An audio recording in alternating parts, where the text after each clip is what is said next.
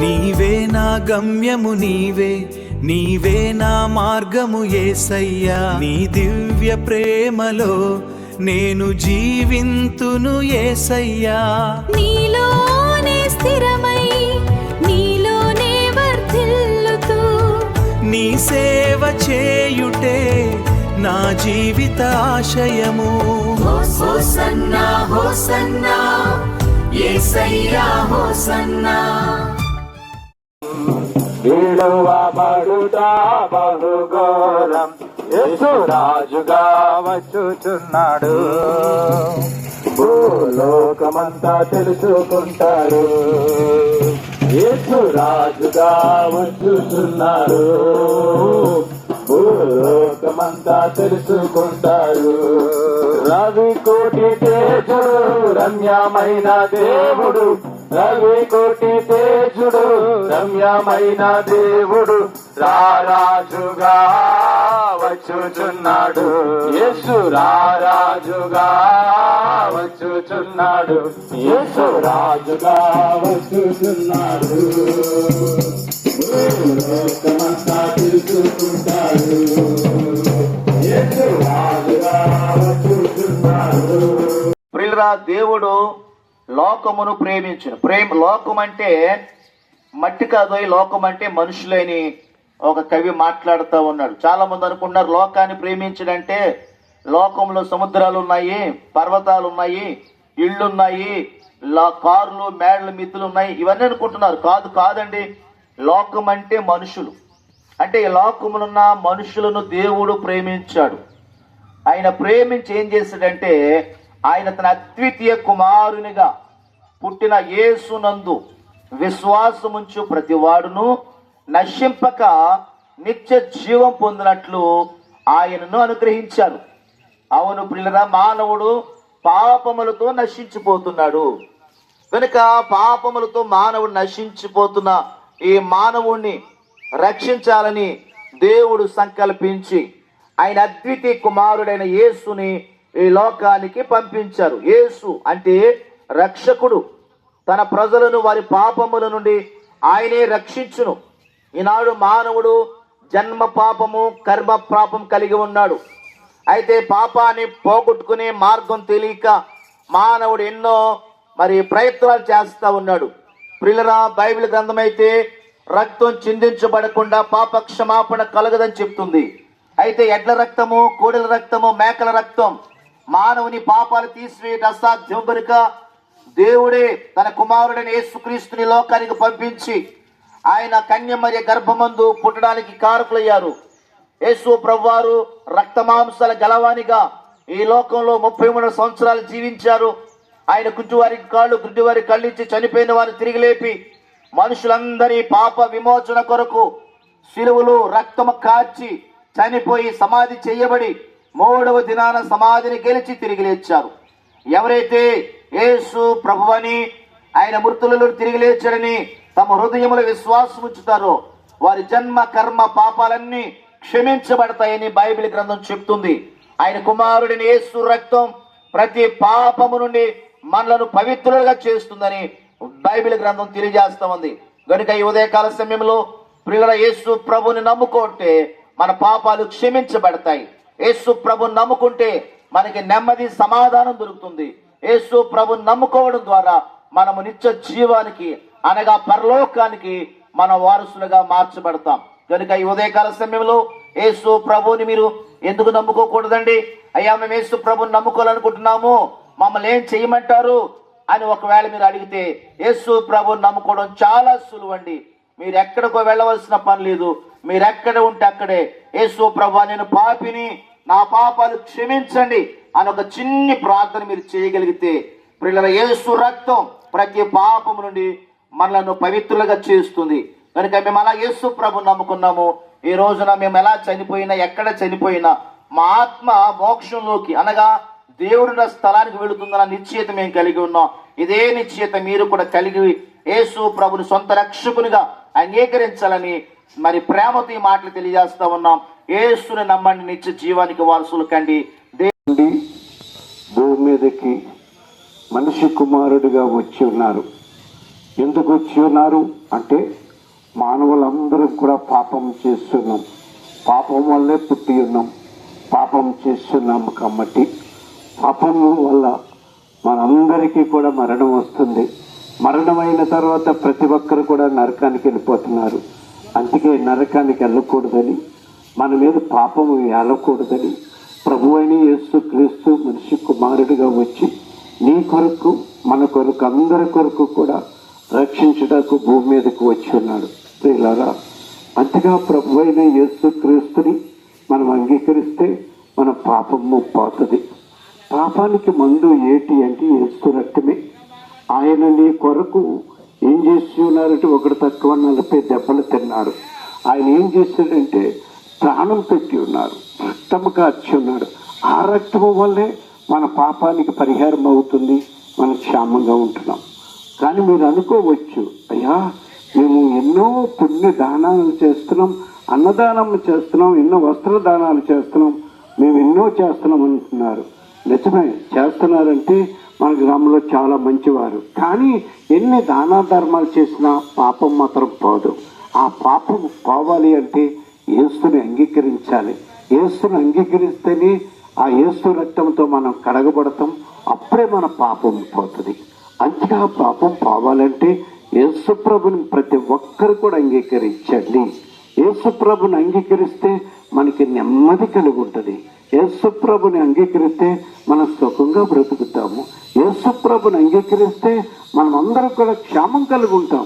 అందుకే ఆ ప్రభు అయిన యేసు క్రీస్తుని ప్రతి ఒక్కరు కూడా అంగీకరించాలని మీ అందరినీ కూడా మనం చేస్తున్నాను. ఈ ఆత్మ ఎక్కడి నుంచి వచ్చి ఉన్నది? దేవుని దగ్గర నుంచి వచ్చి ఉన్నది. ఈ ఆత్మ మళ్ళీ ఎక్కడికి రావాలంటే దేవుని దగ్గరికి వెళ్ళాలి. దేవుని దగ్గరికి వెళ్ళాలంటే భూమి మీద మనం ప్రభు అయిన యేసు క్రీస్తుని అంగీకరించాలి. అంగీకరించి నమ్మి రక్షణ పొందితే మనమందరం కూడా ఏం చేస్తామంటే మన ఆత్మ దేవుని దగ్గరికి చేరుతుంది.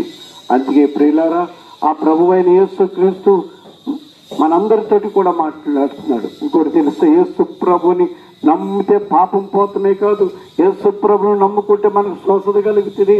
యేసు ప్రభుని నమ్ముకుంటే మన మీద ఉన్న శిక్ష అంతా కూడా పోతుంది. యేసు ప్రభుని నమ్ముకున్నప్పుడు మనందరికీ ఆయన కృప మనందరికీ కూడా అనుగ్రహిస్తుంది. అంతేగా ప్రభు అయిన యేసు క్రీస్తుని మీరందరూ కూడా అంగీకరించాలి. ప్రభు పిలుస్తున్నాడు, సమస్తమైన జనులారా మీరు నా వద్దకు రండి, మీకు విశ్రాంతిని ఇస్తానని చెప్తున్నాడు. ఎందుకంటే మనశ్శాంతి లేదా, సమాధానం లేదా, విశ్రాంతి లేదా, ఎన్నో స్థితిమతులు అయిపోతున్నారా?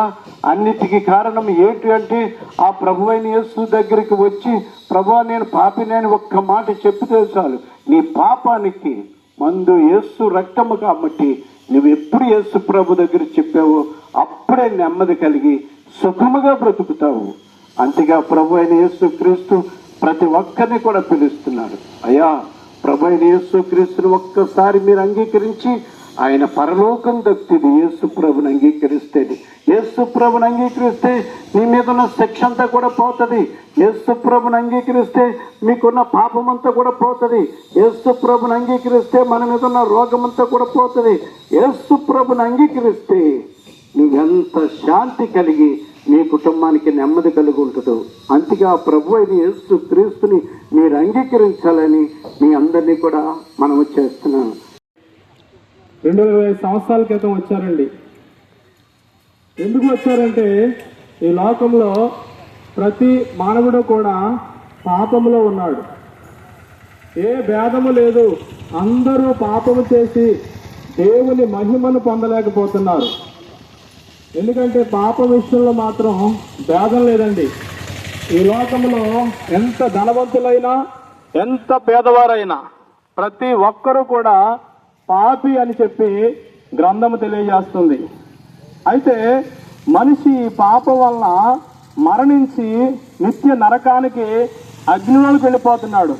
ఎందుకంటే పాపం వల్ల వచ్చే జీతము మరణం, అది నిత్య మరణం, అగ్నిగుండం. అయితే పాపం వల్ల వచ్చే జీతం మరణము. అయితే క్రీస్తు యేసునందు నిత్య జీవం ఉందండి. ఎందుకు క్రీస్తు యేసునందు నిత్య జీవం ఉందని అంటే ఈ లోకంలో యేసు క్రీస్తు ప్రభువు యొక్క జన్మ చూసినట్లయితే ఆయన కన్య మరి గర్భాన్ని జన్మించాడు. ఆయన పుట్టుకలో పాపం లేదు, పరిశుద్ధాత్మ వల్ల జన్మించాడు. ఆయన పరిశుద్ధుడు. ఆయన వలె ఈ లోకంలో ఎవరు జన్మించలేదు. ఈ లోకంలో పుట్టిన ప్రతి మనిషి కూడా తల్లిదండ్రుల కలయికలో పుట్టిన వారే. కానీ యేసుక్రీస్తు ప్రభువారు మాత్రమే కన్య మరి గర్భాన్ని జన్మించాడు. ఆయన పరిశుద్ధుడు. ఆయన ఈ లోకంలో 34 సంవత్సరాలు జీవించారు. ఆయన జీవితంలో ఎక్కడ కూడా ఆయన పాపము చేయలేదు. పరిశుద్ధుడిగా జీవించాడు ఆయన. కాబట్టి ఆ పరిశుద్ధుడైన యేసుక్రీస్తు ప్రభువారు తన యవ్వన కాలమందు తన పరిశుద్ధ రక్తాన్ని భూమి మీద చిందించాడు. కాబట్టి యేసు రక్తము ప్రతి పాపం నుంచి కూడా మనల్ని పవిత్రగా చేస్తుంది. కనుక ప్రభునందు ప్రియమైన వారలారా, ఇప్పుడు పాపానికి మందు ఏంటంటే యేసు ప్రభువు యొక్క రక్తమై ఉందండి. ఎవరైతే యేసుక్రీస్తు ప్రభువారిని తమ సొంత రక్షకునికి అంగీకరిస్తారో వారి జన్మ కర్మ పాపాల నుంచి విడిపించబడతారు. కనుక దయచేసి యేసుక్రీస్తు ప్రభువారు మాత్రమే పాపాల నుంచి మనకు విడిపించే దేవుడు, పరలోకం ఇచ్చే దేవుడు. ఎందుకంటే ఈ లోకం మనకు అశాశ్వతం, కొంతకాలమే, 60, 70 ఇంకా వాళ్ళ 80 సంవత్సరాలు ఖచ్చితంగా చనిపోతాం. చనిపోయిన తర్వాత మన ఆత్మ 2 చోట్ల వెళ్తుందండి. ఒకటి పరలోకం, 2 నరకం.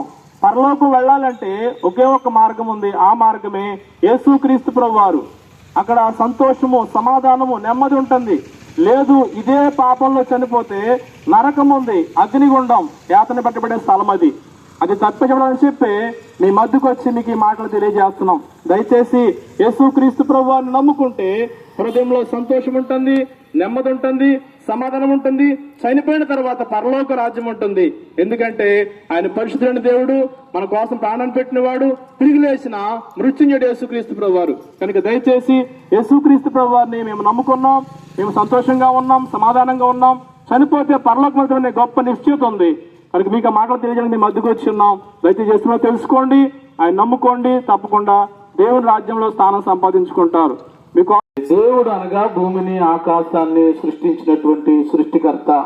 ఈరోజు మేము ఒక మతాన్ని ప్రకటించడానికి రాలేదు, కానీ ఈ భూమిని ఆకాశాన్ని సృష్టించినటువంటి సృష్టికర్తను, మరి ఆయన యొద్దకు వెళ్ళడానికి మార్గమైనటువంటి యేసుక్రీస్తుని పరిచయం చేయడానికి మేము మధ్యలోనికి వచ్చాము. ఈ భూమిని ఆకాశాన్ని సమస్తాన్ని సృష్టించినటువంటి దేవుడు ఒక ఆయన ఉన్నాడు. బైబిల్ చెప్తుంది ఆయనే సమస్తానికి తండ్రి. అయితే దేవుడు సృజించినటువంటి మానవుడు దేవుని ఆజ్ఞ అతిక్రమించి పాపం చేసి దేవునికి దూరమయ్యాడు. ఆజ్ఞ అతిక్రమమే పాపం. ఆ పాపము మనిషిని దేవునికి దూరం చేసింది, మనశ్శాంతి లేకుండా చేసింది, మరి ఆరోగ్యం కోల్పోయేటట్లు చేసింది, అనేక సమస్యలు తీసుకొచ్చింది. చివరికి ఆ పాపము మనిషిని ఏలుబడి చేస్తూ దేవుడు లేనటువంటి లోకము నరకానికి తీసుకుని వెళ్ళిపోతా ఉంది.